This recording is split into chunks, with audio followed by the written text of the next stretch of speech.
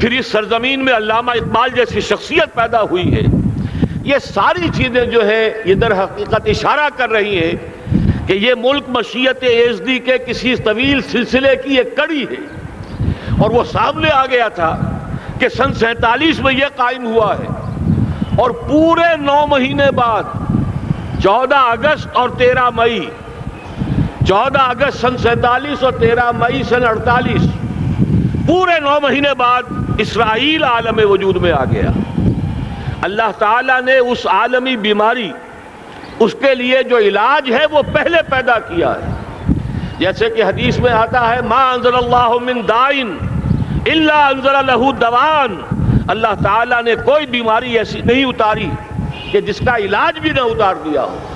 اور جیسے کہ ماں کی چھاتیوں میں بچے کی ولادت سے پہلے دودھ پیدا ہو جاتا ہے، اس کی غذا کا بندوبست پہلے ہو جاتا ہے، اسی طریقے سے اسرائیل کا جو فتنہ اٹھنے والا تھا اس کی سرکوبی کے لیے پاکستان وجود میں آیا ہے. اور آج وہ مرحلہ آ گیا ہے تاریخ کا ایک عظیم موڑ. آپ دیکھیں گے کہ بڑی مشابہت پیدا ہو گئی ہے. ایک طرف بظاہر امریکہ کی مرضی کے خلاف اسرائیلی وزیر اعظم نتن یاہو وہ بڑا ایک غرور کا اور بڑے تکبر کا مظاہرہ کر رہا ہے، اور وہ پورا پیس پروسیس جس پر نہ معلوم کتنا وقت صرف ہوا تھا، کتنی محنتیں ہوئی تھیں، کتنے راؤنڈز آف ٹاکس ہوئے تھے، کبھی واشنگٹن میں ہوئے ہیں، کبھی اوسلو طرز کا کوئی معاہدہ ہوا ہے، کبھی پھر اور اس کے بعد پیشی ہوئی تھی میڈرڈ کے اندر بھی، لیکن وہ سارا پیس پروسیس جو ہے اس کی دھجیاں کر رہا ہے. وہ وقت بالکل قریب نظر آ رہا ہے کہ یروشلم کے مسئلے پر وہاں بٹی دہک اٹھے گی.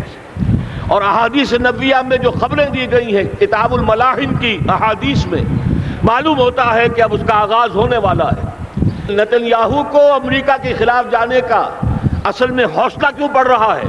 اس لیے کہ اسے معلوم ہے کہ فرنگ کی رگیں جہاں پنجہ یہود میں ہے، چاہے کلنٹن ہو یا کلنٹن کا باپ ہو، یہودی لابی وہاں کی اتنی مضبوط ہے، کانگریس میں اور سینٹ میں ان کا اتنا اثر ہے کہ کوئی بھی وہاں شخص بڑے سے بڑا طاقتور اور بڑے سے بڑا اختیارات کا حامل اسرائیل کی مرضی کے خلاف نہیں جا سکتا. یہی معاملہ یہاں نظر آ رہا ہے. بظاہر تو ناراضگی کا اظہار ہوا ہے، لیکن یہ بات اب تو کھلتی چلی جا رہی ہے. حقیقت یہ ہے کہ یہود اور ہنود کا بڑا گہرا لنک قائم ہو چکا ہے، اور یہ بھٹیاں اب دونوں طرف دہکیں گی.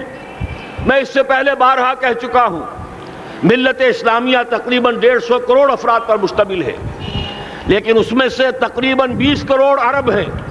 ان کو اللہ نے خصوصی فضیلت دی تھی.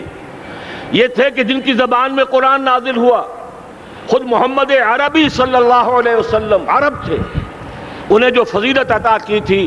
لیکن بدقسمتی سے اس دور میں آ کر بھی انہوں نے آزادی حاصل کرنے کے بعد بھی اپنا قبلہ درست نہیں کیا. کسی نے ماسکو کی طرف رخ کیا، کسی نے واشنگٹن کا رخ کیا، اللہ اور اس کے رسول کی طرف رخ نہیں ہوا. واقعہ یہ ہے کہ مجرم ہیں. دوسرے بڑے مجرم 150 کروڑ میں سے 10% یہ 15 کروڑ مسلمان ہیں. حالیہ جو سینسس ہمارا ہوا ہے اس کے بعد اندازہ ہو رہا ہے کہ یہاں کی آبادی 15 کروڑ ہو چکی ہے. 10% امت مسلمہ کا مسلمانان پاکستان ہے، اور یہ اس اعتبار سے کہ اسلام کے نام پر ملک بنا کر نصف صدی گزار چکے، لیکن یہاں پر اسلام کا بول بالا نہیں ہوا، کتاب و سنت کی بالا دستی کر اعلان نہیں ہوا. دستور میں ساری اسلامی دفعات موجود، لیکن اس کے ساتھ ہی ایسے خلا موجود، چور دروازے موجود کہ کوئی دفعہ بھی مؤثر نہیں ہے. یہ منافقت کا پلندہ لے کر ہم چل رہے ہیں اس دستور کو، اس دستور مملکت پاکستان کو. لہذا واقعہ یہ ہے کہ یہ بھٹی جو ہے اب ہماری آزمائش کے لیے آگ آد ابراہیم ہے، نمرود ہے. کیا کسی کو پھر کسی کا امتحان مقصود ہے؟ اسی لیے میں نے وہ آیت بھی آپ کو سنائی، وَلَنَّبْلُوَنَّكُمْ بِشَيْءٍ مِّنَ الْخَوْفِ وَالْجُوعِ. آج کی صورتحال پر غور کیجئے، کس درجے یہ الفاظ ہمارے جو ہیں وہ ثابت ہو رہے ہیں اور جس اپلائی ہو رہے ہیں. ایک خطرہ پیدا ہو چکا ہے. واقعہ یہ ہے کہ کوئی کرائسس ہو، کوئی خطرہ ہو، کوئی اندیشہ ہو تو قوم جاگ جایا کرتی ہے. اور اس کے بعد حقیقت یہ ہے اگر ہم نے جرأت کر لی، اور مجھے یقین ہے کہ ہو جائے گا، کچھ لیت و لال ہے، کچھ تاخیر ہے، حکومت کے کچھ اعلانات دو طرفہ سے بھی آ جاتے ہیں، لیکن مجھے یقین ہے یہ دھماکہ ہوگا، یہ مشیت اعزدی ہے، یہ شدنی امر ہے، یہ ہوگا۔ اور اس کے بعد یقیناً اس آیت مبارکہ کا دوسرا لفظ ہم پر منطبق ہوگا، وَلَنَبْلُوَنَّكُمْ بِشَيْءٍ مِّنَ الْخَوْفِ وَالْجُوعِ۔ یہاں دوسرا لفظ بھوک کا لفظ ہے، ہم پر سختیاں آئیں گی یقیناً۔ الکفر ملت واحدہ، پوری دنیا امریکہ کی زیر سرپرستی ہمارے خلاف کھڑی ہوگی، ہمارے اوپر پابندیاں لگیں گی، لیکن شاید ہمارے جذبہ ایمانی کو بیدار کرنے کے لیے اللہ تعالیٰ اسی کو ذریعہ بنا دے، اور پھر اس کے ذریعے سے پورے عالم اسلام میں عوامی سطح پر جو ہمدردی پیدا ہوگی پاکستان کے ساتھ، اس کے آثار شروع ہو گئے ہیں۔ کبھی قطر کی طرف سے خبر آ رہی ہے، کبھی الاحرام کا جو ہے وہاں بات سامنے آ رہی ہے۔ معلوم ہو رہا ہے کہ جو بھی پبلک اوپینین ہے پورے عالم اسلام میں، اس کی وجہ کیا ہے؟ میں نے اپنے پچھلے جمعے کے خطاب میں عرض کیا تھا کہ جیسے پاکستان سلطنت خداداد پاکستان ہے، ایسے ہی اس کی ایٹمی صلاحیت یہ بھی خداداد ہے، اللہ نے چھپر پھاڑ کر ہمیں دی ہے۔ ایسا نہیں تھا کہ ہم نے لیبارٹریاں بنائی ہوں، ہمارے سینکڑوں اور ہزاروں سائنسدان ریسرچ میں لگے ہوئے ہوں، نہیں، اچانک اللہ تعالیٰ کی طرف سے ہمیں ایک نعمت غیر مترقبہ عطا ہو گئی ڈاکٹر عبدالقدیر کی شکل میں۔ پھر نہ معلوم کس کس ذریعے سے اس پروگرام کو آگے بڑھانے کے لیے جن پرزوں کی ضرورت تھی، کس کس ذریعے سے وہ پرزے یہاں پہنچے ہیں۔ یہ بھی خالص خداداد صلاحیت ہے، اور اس کو سمجھ لینا چاہیے کہ یہ ہمارے لیے ایک فرض کفایہ کے درجے میں ہے پوری امت مسلمہ کی طرف سے۔ اس کی وجہ کیا ہے؟ پورے عالم اسلام میں کہیں اور یہ صلاحیت موجود نہیں۔ کچھ ایٹمی دانت نکلنے کا امکان پیدا ہوا تھا عراق میں، آپ کو معلوم ہے کئی سال پہلے اسرائیل کے جیٹس آئے اور اس کی ایٹمی تنصیبات کو تہس نہس کر کے چلے گئے۔ اس کے بعد جو کچھ ہوا ہے خلیج کی جنگ میں، اس کا اگلا پچھلا کھایا پیا سارا اگلوا دیا، اور اس کے لیے جو پابندیاں ہیں شدید سے شدید تر ابھی تک چلی آ رہی ہیں۔ تو اچھی طرح سمجھ لیجئے کہ پورے عالم اسلام میں صرف ایک پاکستان ہے، پوری دنیا میں صرف ایک ملک ہے جو اسلام کے نام پر بنا، پورے عالم اسلام میں صرف ایک ملک ہے جس کے پاس ایٹمی استعداد ہے۔ ان دونوں چیزوں کو سامنے رکھیے تو پھر مشیت اعزدی میں مختلف چیزیں جو اللہ تعالیٰ کی اس تدبیر کے اندر موجود ہیں، اس کی کچھ نہ کچھ کڑیاں جو ہے ملتی نظر آتی ہیں۔ لہذا اگر یہ معاملہ اب ہو جاتا ہے تو یقیناً اگرچہ سختی آئے گی، وَلَنَبْلُوَنَّكُمْ بِشَيْءٍ مِّنَ الْخَوْفِ وَالْجُوعِ، لیکن ایک تو یہ کہ اس قوم کے اندر سے انشاءاللہ جذبہ ایمانی برآمد ہوگا، اس قوم کے اندر سے ایثار اور قربانی کے جذبات برآمد ہوں گے، پورے عالم اسلام کی اخلاقی سپورٹ اسے حاصل ہوگی۔ اور میں یہ سمجھتا ہوں کہ جیسے نوائے وقت نے بھی بہت اچھا کیا، کل یا پرسوں کے اپنے جو سر وقت پر وہ احادیث شائع کر دی ہیں، جن میں سے دوسری حدیث بڑی معنی خیز ہے۔ حضور نے فرمایا عصابتان احرزہم اللہ من النار، دو لشکر ایسے ہیں کہ جن کو اللہ تعالیٰ نے جہنم کی آگ سے چھٹکارے کا پروانہ دے دیا۔ وہ لشکر جو ہیں وہ جہنم کی آگ سے چھٹکارا پا گئے، احرزہم اللہ من النار۔ وہ دونوں لشکر کون سے ہوں گے؟ اصابت یغزو الہند، ایک وہ کہ جو ہندوستان پر حملہ آور ہوگا، اور دوسرا وہ جو حضرت مسیح علیہ السلام کے ساتھ جبکہ ان کا نزول ہوگا، اور اللہ تعالیٰ ایک مجدد، اس آخری دور کے مجدد کی حیثیت سے حضرت مہدی کو بھی ہمارے درمیان میں سے اٹھائے گا، اور پھر جو آخری فیصلہ کن جنگ ہوگی الملحمۃ العظمیٰ، اس کے لیے یہاں سے فوجیں جائیں گی ان کی مدد کے لیے۔ اب ان دونوں فوجوں کو ایک حدیث میں جمع کرنے سے اندازہ کر لیجئے کہ اس کا مطلب کیا ہے۔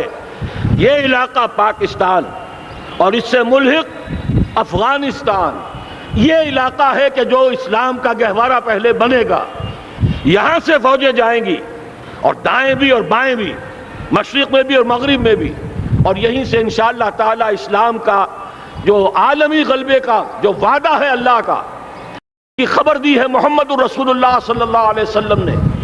لا يبقى على الارض بیت وبر ولا مدر الا ادخلہ اللہ کلمۃ الاسلام، اس روئے ارضی پر کوئی گھر بچے گا نہ خیمہ بچے گا جس میں اللہ تعالیٰ کلمہ اسلام کو داخل نہ کر دے۔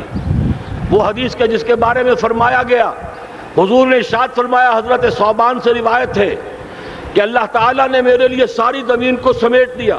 ان اللہ زوالی الارض فرأیت مشارقہا و مغاربہا، میں نے اس زمین کے سارے مشرق دیکھ لیے، سارے مغرب دیکھ لیے، لیکن یہ جان لو ان امتی سیبلغ ملکہا ما ذوی لی منہا، میری امت کی حکومت ان تمام علاقوں پر قائم ہو کر رہے گی جو پوری زمین کو لپیٹ کر مجھے دکھا دیے گئے۔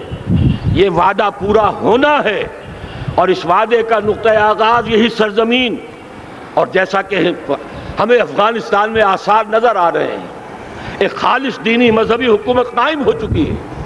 افغانستان کا 80% علاقہ امن کا گہوارہ بن چکا ہے، علماء کی وہاں قیادت ہے اور حکومت ہے۔ یہ پاکستان اور افغانستان مل کر، جیسا کہ آپ کو یاد ہوگا میں نے جب تجویز پیش کی تھی کہ حکومت پاکستان فوراً تسلیم کرے طالبان کو، اللہ کا شکر ہے، میں یہ نہیں کہتا کہ میرے کہنے کی وجہ سے ہوا، لیکن بہرحال اللہ کا فضل ہوا کہ چند دن کے بعد ہی حکومت پاکستان نے تسلیم کر لیا طالبان کی حکومت کو۔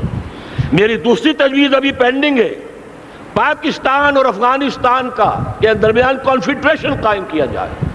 یہ ملک دونوں مل کر واقعتاً، کہ ایک نے واقعتاً 15 لاکھ سے زیادہ جانیں دے کر مرنا سیکھ لیا ہے، اور جو قوم مرنا سیکھ لے اسے کوئی مار نہیں سکتا، اسے کوئی شکست نہیں دے سکتا، اور ایک وہ قوم ہے پاکستان میں کہ جو 400 سال کی تجدیدی مسائی کے اثرات کی امین ہے، یہ اس کا تراث علمی ہے، چاہے وہ تحریک حضرت مجدد الفسانی کی تھی، چاہے وہ علمی تحریک شاہ ولی اللہ کی تھی، چاہے وہ تحریک جہاد سید احمد بریلوی کا تھا، چاہے اور جو بھی رجال عظیم پیدا ہوئے ہیں 14ویں صدی ہجری میں، ان سب کے اثرات یہاں موجود ہیں۔ یہ چیزیں مل کر وہ طاقت بنے گی کہ یہاں سے اسلام پھر پھیلے گا، مشرق کی طرف بھی مغرب کی طرف بھی۔ اصابۃ تغزو الہند و اصابۃ مع عیسیٰ ابن مریم، یہ چیزیں جو ہونی ہیں الحمدللہ میں سمجھتا ہوں کہ اب تیزی کے ساتھ حالات اس رخ پر جا رہے ہیں۔ کہیں فرمایا ان ینصرکم اللہ فلا غالب لکم، اگر اللہ تمہاری مدد کرے تو کوئی تم پر غالب نہیں آ سکتا، وَإِن یخذلکم، اور اگر خدا نہ خواستہ اللہ تعالیٰ ہی اپنی مدد تم سے کھینچ لے، واپس لے لے، سلب کر لے، ان یخذلکم، تمہیں چھوڑ دے، فمن ذا الذی ینصرکم من بعد، تو پھر کون ہے جو تمہاری مدد کر سکے گا۔ اس مرحلے پر سیاسی جماعتیں اپنے جو ان کا مزاج ہے اس کے مطابق چاہتی ہیں کہ کیپٹلائز کریں، پولیٹیکل مفادات حاصل کریں۔ بہرحال میرے نزدیک ایک کنسنسس ہونا چاہیے، ایک نقطے کا دھماکہ ہونا چاہیے، اور نمبر 2 اللہ اور اس کے رسول کے ساتھ صلح اور اللہ کی مدد کی ضمانت حاصل کرنے کے لیے کتاب و سنت کی ٹوٹل بالادستی، پورے دستور پاکستان میں کوئی شے اس کے منافی ہو اس کو نکال کر باہر کر دیا جائے، نفاق سے پاک کر دیا جائے۔ جیسے دعا ہے اللہم ربنا طہر قلوبنا من النفاق، اسی طرح دعا مانگیے کہ اللہ ہمارے ملک کے دستور کو نفاق سے پاک کر دے، اور وہ ساری ترامیم جن کا کہ ہم نے ایک مہم بھی چلائی تھی، وہ ترامیم جس کا تقریباً وعدہ کیا تھا نواز شریف صاحب نے، جس کے لیے 2 مرتبہ ایک محفل میں کہا تھا راجہ ظفر الحق صاحب سے کہ راجہ صاحب پھر تیاری کیجئے اور دستور کی ترمیم کا بل تیار کیجئے، لیکن یہ کہ معلوم ہوتا ہے کوئی بڑا ہاتھ ایسا تھا جس نے روک دیا ہے۔ یہی ہاتھ ہے جو آج ہمیں ایٹمی دھماکہ کرنے سے روک رہا ہے۔ ہمیں چاہیے کہ یہ دونوں دھماکے بیک وقت کریں، اور ان دونوں دھماکوں کے بعد پھر چاہے دنیا کی کوئی طاقت ہماری دشمن بن جائے، ہمارے لیے اللہ تعالیٰ کی مدد و نصرت ہوگی۔ وَلَنَبْلُوَنَّكُمْ بِشَيْءٍ مِّنَ الْخَوْفِ وَالْجُوعِ وَنَقْصٍ مِّنَ الْأَمْوَالِ وَالْأَنفُسِ وَالثَّمَرَاتِ وَبَشِّرِ الصَّابِرِينَ الَّذِينَ إِذَا أَصَابَتْهُم مُّصِيبَةٌ قَالُوا إِنَّا لِلَّهِ وَإِنَّا إِلَيْهِ رَاجِعُونَ۔ تو قوم انشاءاللہ تعالی، میں یہ سوچا کرتا تھا قوم مردہ ہے، بے حس ہو چکی ہے، دین سے عام طور پر بیزاری پیدا ہوتی جا رہی ہے، جو ہمارے دینی قیادت ہے اس سے بھی لوگوں کے اندر مایوسی پیدا ہو رہی ہے۔ کیسے ہوگا؟ میں نے بارہا کہا جب میں یہ شواہد دیکھتا ہوں جو حدیث میں ہے، جس کی خبریں دی گئی ہیں، 400 سال کی تاریخ دیکھتا ہوں، تو مجھے پاکستان کا مستقبل بہت شاندار نظر آتا ہے۔ یہ تو مشیت ایزدی میں کسی بہت اہم رول کو پلے کرنے کے لیے قائم ہوا ہے۔ جب میں زمینی حالات کو دیکھتا ہوں تو مایوسی ہوتی ہے، لیکن میں یہ سمجھتا ہوں کہ وہ وقت آ گیا ہے کہ جس میں یہ قوم جھنجھوڑی جائے۔ ایک دفعہ کا یہ جھنجھوڑا جانا انشاءاللہ تعالی ہمارے بہت سے دل اندر دور کر دے گا۔ آخر چینی کیا تھے؟ ایک 10 صدی پہلے کے چینی افریقی قوم آج کہاں سے کہاں پہنچ گئی ہے۔ ہمارے اندر بھی چاہیے کہ اوپر راکھ ہے، اندر چنگاریاں ہیں، ان چنگاریوں کے بھڑکنے کا وقت آ گیا ہے، اور انشاءاللہ العزیز اسی ایٹمی دھماکے سے اس پورے عمل کا جو ہے آغاز ہو جائے گا، جس سے یہ سرزمین پاکستان اسلام کا گہوارہ بنے، اور پھر یہاں سے پوری دنیا میں اسلام کے غلبے کی جد و جہد کا آغاز کیا جائے۔ بس میں اسی پر اکتفا کر رہا ہوں۔ اللہ تعالیٰ سے دعا کرتا ہوں کہ وہ ہمارے حکمرانوں کو، اگر تو کوئی تاخیر ہو رہی ہے انتظامی امور کی وجہ سے، کوئی بات نہیں، بہرحال معاملہ ایک اچانک ہو گیا ہے، لیکن مجھے توقع ہے کہ انشاءاللہ وہ دھماکہ ہوگا اور جلد ہوگا۔ اگر کوئی تذبذب ہے تو ہم اللہ تعالیٰ سے دعا کریں گے